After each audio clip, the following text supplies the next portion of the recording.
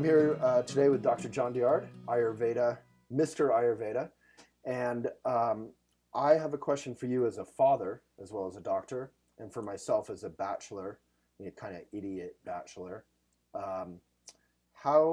Since it's getting to be winter, how do we stay healthy, not get a cold or flu?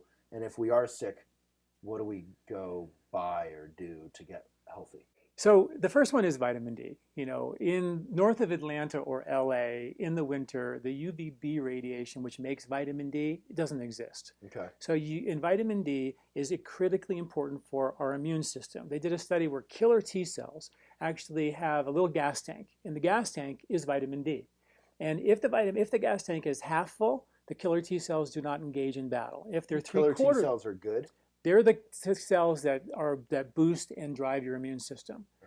So if that tank is half of vitamin D full, it doesn't work. Wow. If it's 3/4 of a tank full of vitamin D, it doesn't work. The killer T cells only engaged in an immune battle if they are 100% full. Well, I have a question, Doctor, Professor. Yes, Waylon. So there's please. all this controversy about supplements, and do Right.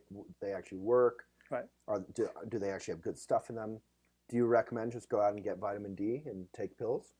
I think that vitamin D, and we actually sell supplements, but I'm always about get on, get better, get off. Nothing, you don't want to stay on anything forever. The plan is to get self-sufficient, except for vitamin D. I don't know how to do it without vitamin D because we don't live outside. We're not eating organ meats anymore that we would have done in the wintertime to navigate through a cold winter in Colorado. Well, like liver and stuff? Liver, intestines. That's what we ate. They threw the tenderloin to the dogs, and they ate the intestines and the liver, Funny. and that's how they got their vitamin D. It's the opposite. He eats liver all the time. Right. So dog food, yeah. he's real healthy. Yeah. So a sheep lanolin vitamin D is the best fish-based vitamin D. The fish have to die, and also it's harder to digest. Generally speaking, people need about 4,000 to 5,000 international units per day to get optimized vitamin D. And again, vitamin D, since I barely understand any of this, basically just powers the killer T cells that keep our immune system strong. And that's like this very short list of what it does. Okay. But it's really critically important in the winter to get that vitamin D back in your system.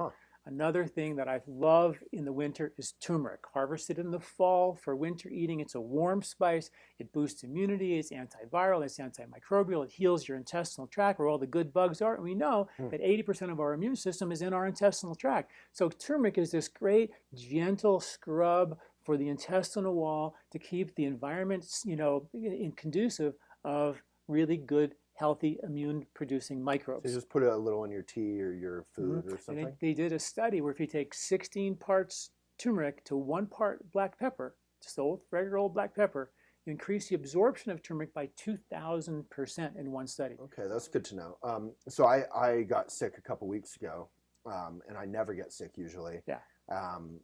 And I've been doing tons of turmeric, but I haven't had much pepper.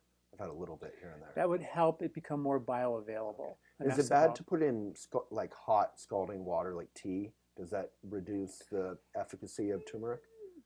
Or if you're cooking it? Generally not. You could. It's sort of very tolerant to heat. I mean, traditionally it's been cooked and used in soups and stews. It's really, really very useful.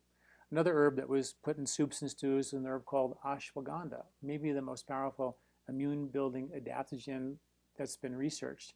And it's a heavy, warm root, and they used to harvest in the fall, throw it in the soups and stews all winter for immunity and strength.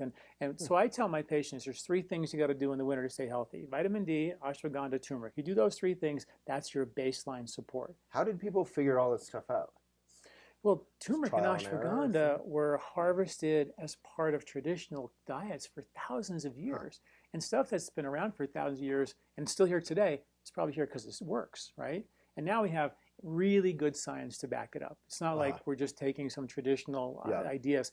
There's science to support it. Well, that's one thing I love about John. For those who don't know, is you're doing all this so-called weird Ayurveda stuff, but you really take pains to back it up with pretty weird Western science. So, thank you. Dr. John Douillard, thank you.